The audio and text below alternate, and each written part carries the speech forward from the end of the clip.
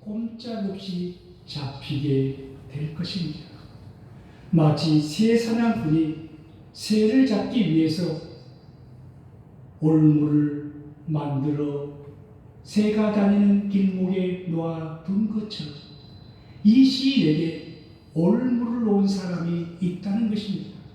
이 시인을 곤경에 빠뜨리기 위해서 누군가가 이 시인을 고통 속으로 몰아넣기 위해서 올무를 놓은 사람이 있다는 것입니다. 내가 하는 일을 은밀히 방해하기 위해서 여기저기에 덫을 놓은 사람이 있다면 그거야말로 얼마나 두렵고 무서운 일이겠습니까? 우리가 인생을 살아가는데 나를 넘어뜨리기 위해서, 나를 고난 속으로 몰아넣기 위해서 누군가가 나를 넘어뜨리려고 그렇게 올무를 만들어 놓고 있다면, 그것을 내가 알고 있다면 이 또한 얼마나 두려운 일이겠습니까? 두 번째는 심한 전염병입니다. 전염병은 죽음에 이르는 병입니다. 전염병은 정말로 무서운 병입니다. 발병 원인도 모르고 치료 방법도 모른 채 수많은 사람들이 급속도로 그 병에 걸려가고 있습니다. 우리는 지금 코로나19라는 악성 전염병과 근 8개월 이상을 싸우고 있습니다. 그러므로 우리는 전염병이 얼마나 무서운 병인가를 잘 알고 있습니다. 조금 더 이 병이 확산되면 이 나라가 올수록 될 수도 있습니다. 일상생활이 무너지고 학교가 문을 닫고 교회는 비대면으로 예배를 드려야 하고 그 무더위 속에서도 우리는 마스크를 착용하는 불편함을 감수해야 합니다. 온 나라가 비상상태에서 철저하게 방역을 하고 있지만 그래도 여전히 확진자가 계속해서 생겨나고 있습니다.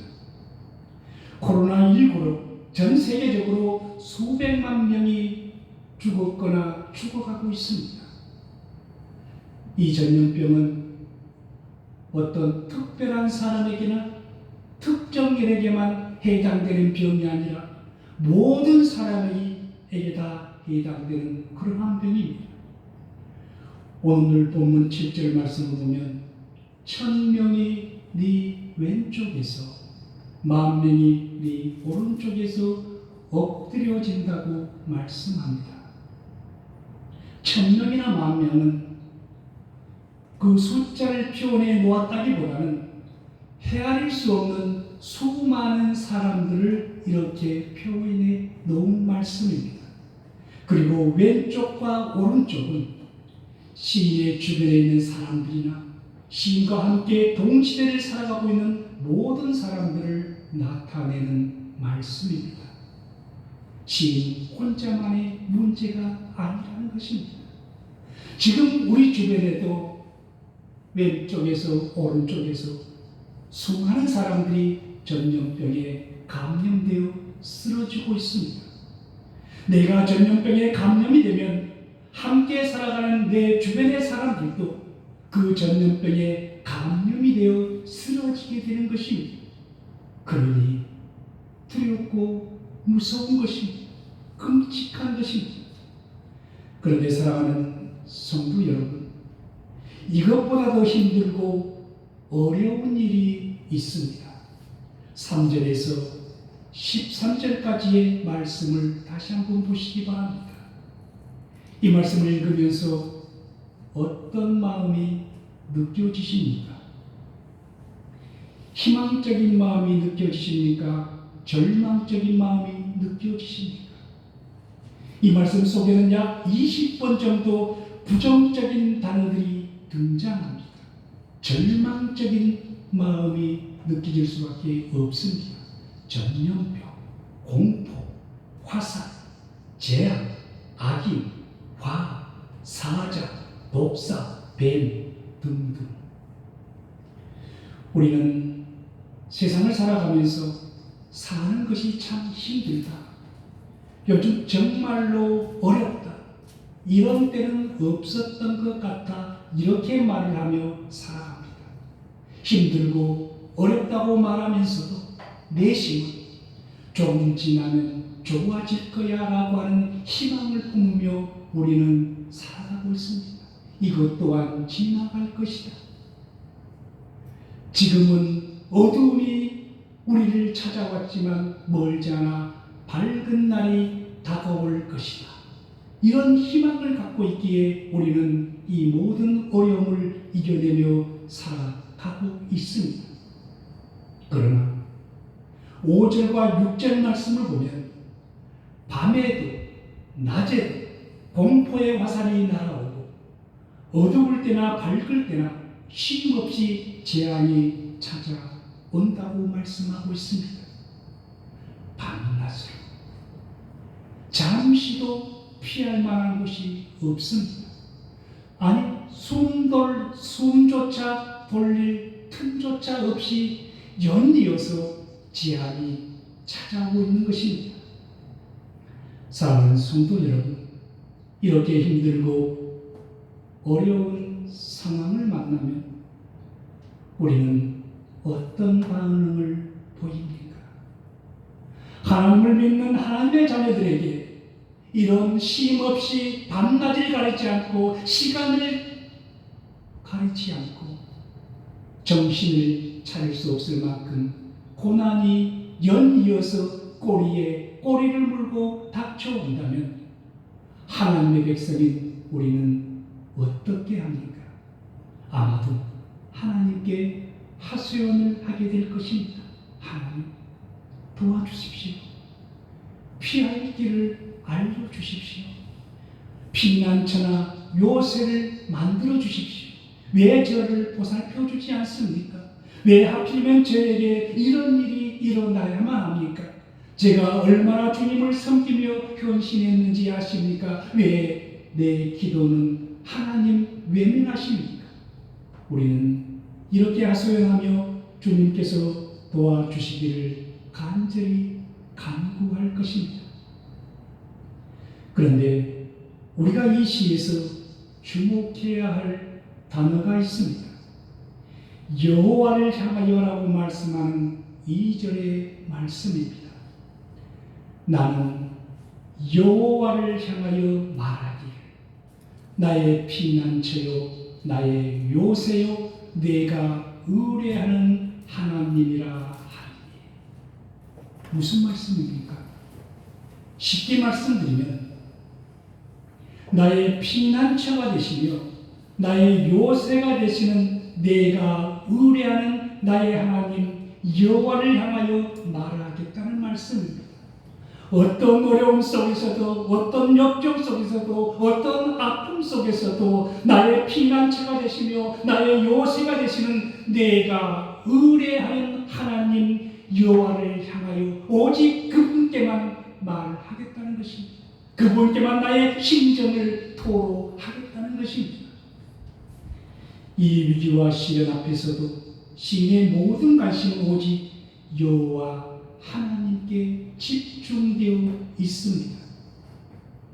이런 시련과 어려움 속에서도 여전히 하나님은 나의 피난처이시며 나의 요새가 되신다는 것입니다. 시인은 고난의 한가운데서도 오직 하나님만을 바라보며 부르짖고 있습니다. 고난이 그의 신앙을 흔들지 못하고 있습니다. 역경이 그를 흔들지 못하고 있습니다. 이 시인의 인생에서 가장 중요한 것은 오직 여호와 하나님 한 분밖에 없습니다. 시인이 말씀하는 피난처나 요새는 하나님을 꾸며주는 수식어에 불과합니다. 우리는 어려움을 만나면 가장 먼저 피난처를 찾고 요새를 찾을 때가 얼마나 많은지 모릅니다. 하나님을 바라보기보다는 하나님께서 그 피난처를 제공해 주시고 요새를 만들어서 더 이상 고난과 아픔이 나에게 엄습해 오지 못하도록 막아달라고 하는 하나님보다는 피난처나 요새에 집중되어 있을 때가 얼마나 많은지 모릅니다. 그런데 어려움을 당한 오늘 본문의 시인이 간절히 찾는 것은 피난처나 요새가 아닙니다. 오직 하나님만을 간절히 찾고 있을 뿐입니다. 이것이 중요합니다. 신앙은 위기나 어려움 앞에서 더욱더 하나님을 바라보는 것입니다. 이 시인은 이런 위기 속에서도 어떻게 하나님만을 바라볼 수가 있었을까요? 어떻게 이 고난 속에서 그는 흔들림 없이 요동함이 없이 하나님만을 향하여 눈길을 줄 수가 있었을까요? 다시 한번 1절 말씀을 보겠습니다. 지존자의 은밀한 곳에 거주하며 전능자의 그늘 아래 사는 자야. 지금 이 시인은 어디에 거주한다고 말씀하고 있습니까? 이 시인이 지금 거주하고 있는 곳이 어디라는 것입니까? 지존자의 은밀한 곳이라고 말씀합니다. 지존자의 은밀한 곳. 히브리어로는 세텔입니다. 이 말씀은 성막의 지성소를 뜻하는 말씀입니다. 그러므로 지성소는 하나님의 임재를 상징하는 곳입니다. 다시 말씀드리면 하나님께서 계신 곳이 바로 지성소입니다. 어떤 신학자는 이 말씀을 근거로 이 시인이 대제사장 중 한 사람이었을 것이라고 이야기하기도 합니다. 이 지성소는 아무나 들어가는 곳이 아니라 오직 대제사장만 1년에 한 번 들어갈 수 있는 곳입니다. 그럼에도 불구하고 시인은 그 은밀한 곳 지성소에 자기가 거주한다고 말씀하고 있습니다. 그렇다면 이 말씀은 어떤 경우에도 하나님을 떠나지 않는 시인의 모습을 보여주는 말씀입니다. 장소를 택하고 장소를 뜻하는 말씀이 아니라 그의 마음이 늘 언제나 하나님과 함께하고 있다는 것을 뜻하는 말씀이라는 것입니다. 세사냥꾼의 올무 속에서도 죽음을 불러오는 전염병 앞에서도 주변에서 일어나는 재앙 속에서도 하나님을 향한 이 시인의 마음을 막을 수가 없었다는 것입니다. 안전한 피난처나 강력한 요새가 있기 때문에 하나님을 바라본 것이 아닙니다. 어떤 상황 속에서도 항상 하나님을 예배하고 동행하려고 하는 그 세테리의 마음이 바로 이 시인의 마음이요 그의 인생의 자리였다는 말씀입니다. 시편 91편을 쓴 시인이 현재의 절망과 낙심 속에서도 지존자의 은밀한 곳을 거처로 삼을 수가 있었던 것은 전능자를 향하는 강력한 믿음이 있었기 때문입니다. 그렇습니다. 우리가 어떤 어려움과 시련과 힘든 상황 속에서도 지존자를 향한 강력한 믿음만 있다면 우리는 다시 희망의 노래를 부를 수가 있는 것입니다. 사랑하는 성도 여러분, 여러분은 이 세상을 살아가면서 여러분의 마음을 어디에 두고 있습니까? 흔들리고 요동치는 세상 속입니까? 아니면 영원한 말씀과 하나님과의 깊은 교제가 있는 지존자의 은밀한 곳입니다. 세상 사람들은 이 지존자의 은밀한 곳을 알지 못합니다.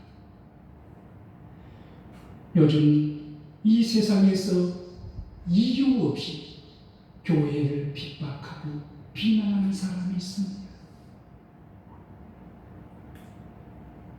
그들이 필요하면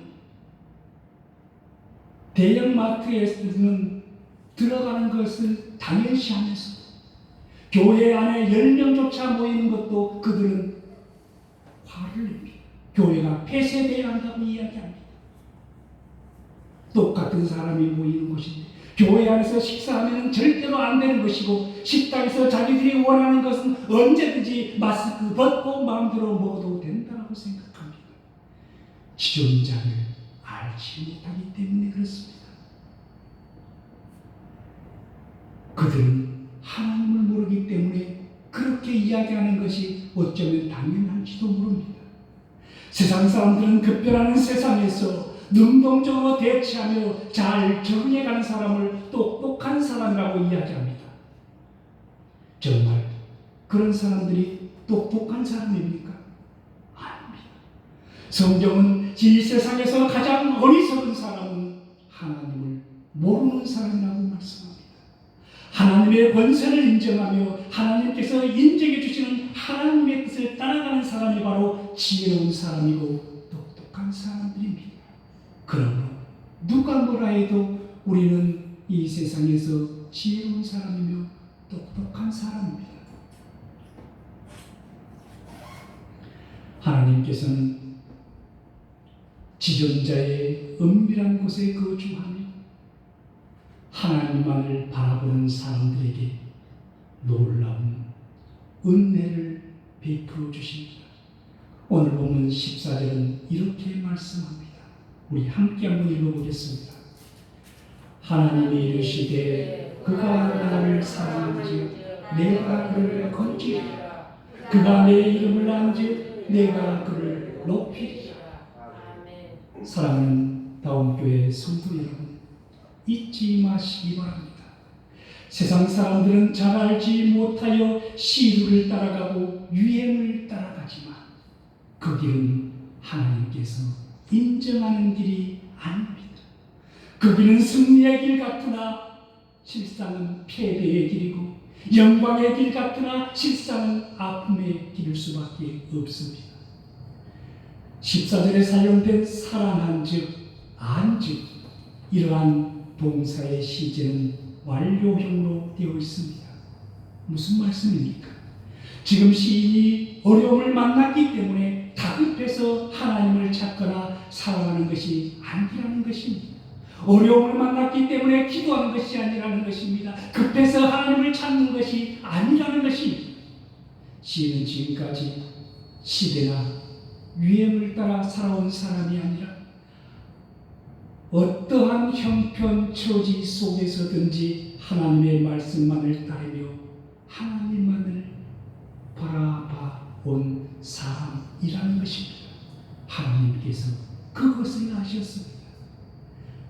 얄팍하게 계산하여서 하나님을 필요에 따라 찾는 그런 자가 아니라 그런 변함없이 쉼없이 처음부터 끝까지 흔들림 없는 하나님만을 바라봤습니다. 그것을 하나님께서 아셨습니다. 그가 평생에 하나님만을 그의 삶의 가장 큰 우선순위에 두고 살았다는 것을 하나님께서 아셨습니다. 그래서 그를 건지리라, 내가 그를 높이리라고 말씀하는 것입니다. 아무도 이 시인을 알아주지 않았고 인정해주지 않았지만 하나님께서 인정해주시고 건져주시고 높여주셨습니다. 그러면 된 것 아니겠습니까? 세상 사람들이 우리를 몰라주어도 하나님이 나를 알아준다면 우리는 그것으로 만족하며 살 수가 있어야 합니다. 사냥꾼의 올무와 죽음에 이르게 한 전염병에서도 우리는 하나님으로부터 건짐받을 수가 있습니다. 모든 재앙과 고통 가운데서도 건짐받을 수가 있습니다. 조건은 흔들림 없이 하나님을 바라봤을 때입니다. 한두 번 바라보고 안 된다고 포기하는 것이 아니라 내 인생이 다하는 날까지 내가 어떤 삶의 자리에 있든지 나는 오직 하나님만을 앙망하며 담대하게 따라가는 그 믿음, 그 중심, 그 마음을 하나님은 아신다는 것을 잊지 마시기 바랍니다.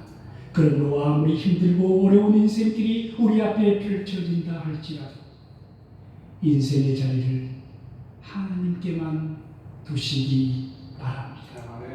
그분만이 우리의 삶을 붙들어 주실 진정한 주인이시기 때문입니다. 세상이 아무리 아름답고 화려해도 세상은 끝날 날이 있는 곳입니다. 영원한 곳이 아니라는 말씀입니다. 반대로 세상이 아무리 험하고 힘들어도 그 역시 영원한 것도 아닙니다. 멀지 않아 이 세상은 끝날 때가 있을 것입니다. 지존자의 은밀한 곳, 전능자의 그늘에 늘 거하는 저와 여러분이 되시기를 축원합니다.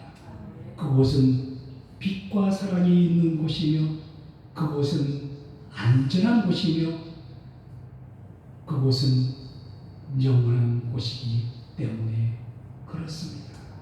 이 시인의 고백이 저와 여러분의 고백이 되기를 원합니다.